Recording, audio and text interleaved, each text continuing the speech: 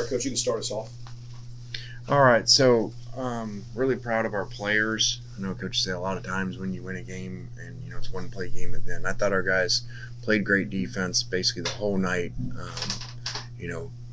Played really well in the second half running the football and then ended the game running the ball. So that's really good to see. We put ourselves in a lot of poor positions by continuing to punt, but we were playing to our defense at times too and being conservative because thought that was a good matchup for in the game. And once the game got going, really felt that way. So thought our guy, we weren't perfect by any means. We made it really hard. There were a couple plays that could have made it really easy that we screwed up some situations, but for guys to come through on a couple short yardage, big plays, the pop pass, the pre-scoring was huge, obviously, and then JJ finishing the game with your D tackle running the ball to make sure you get along one there to convert and basically in the game. So excited to get the trophy back. That was really painful last year to lose that. I kind of thought maybe that, if you're ever going to lose it, that once we learned later on that was Coach Leach's last game, that maybe that was meant to be. So I miss him. I missed him today, and we'll never forget him. So, but I'm glad that obviously we got it back to us, and where we hope to keep it for a while. Questions? Lane, this is the second 10-win regular season in program history. You're the second coach to ever win 10 games in multiple seasons at Ole Miss. When you look back at when you first took this job in 2019, what has allowed this program to take the strides that it has, especially where it was when you got here? Yeah, I don't think any of that could have been predicted. That's been a very strange path. The first year with COVID, and so you don't really have a chance to play non-conference and get 10 wins or something. So, which arguably could have been our most explosive team had it not been for COVID and then opt-outs and all SEC schedules. So, we've had a lot of change. The portal and players and our staff. If you go back and look over staff, we've lost multiple coordinators, all three coordinators on special teams. We've lost every year and have a new guy. And so just really proud of the guys coming together. That's not easy. And whatever it is, about half of our significant players are new portal guys.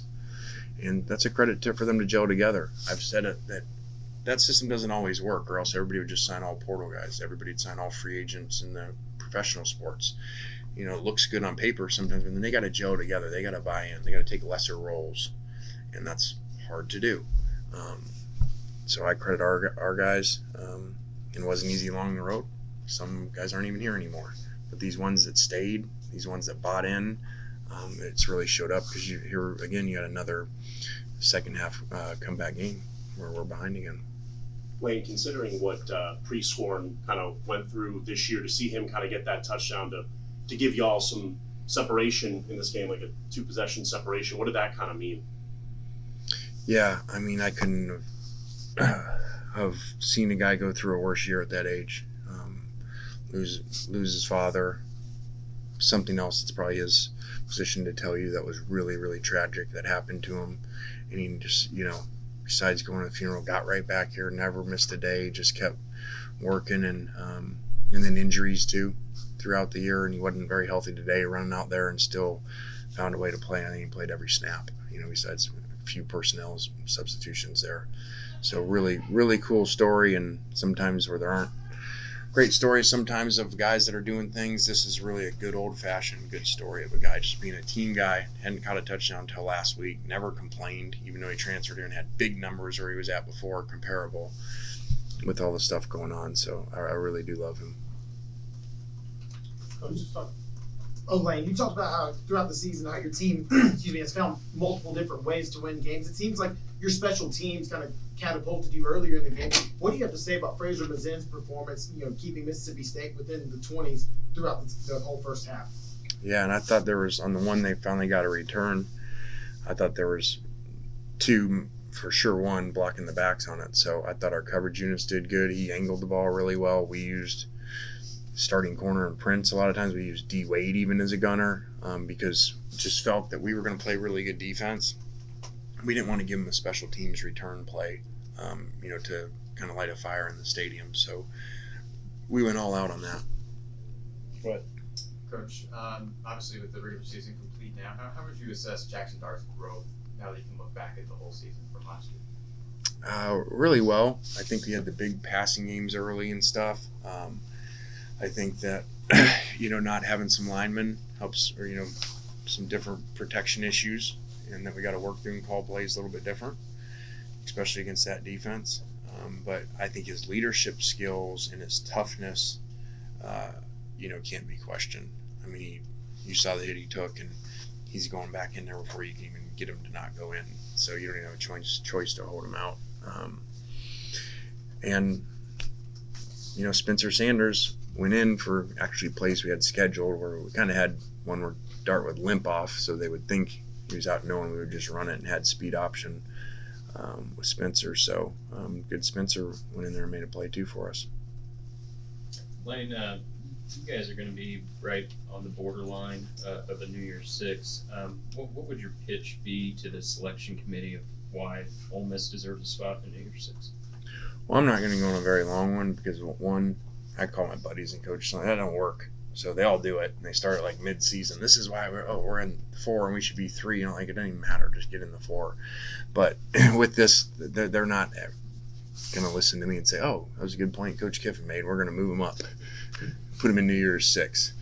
But I mean, I think this one's a pretty good argument where you went 10-2. Super hard schedule, even your non-conference people for the most part played well, but your 2 losses are at Alabama and Georgia, the 2 people going to SEC, playing as well as anybody entry at their place. So, I'd like to see the other 10-2 people end up 10-2 in their losses, and I would doubt their losses are going to be harder ones than those 2 places to play, because Georgia's about 30-0 their last 30 games, and Alabama has now lost 2 in whatever it's been 52 home games. Now with Texas being the second after Joe Burrow's LSU team. So analytics, that's got to be 2 hardest places to win right now. Coach, can you just talk about the game plan with running the ball, especially on the road against that veteran league defense, running for over 200 yards tonight? How big was that, just sticking with the run, given how the game was going?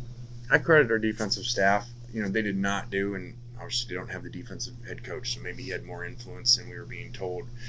They did not play aggressive like they did a year ago. They really, both last 2 years against us, they really came up, cover 0, stop the run, create negative plays, and they did not do that very much today. We had to get them into short yardage to do that, which is where you saw us hit the pop, because they weren't giving us that, and that's unusual for them.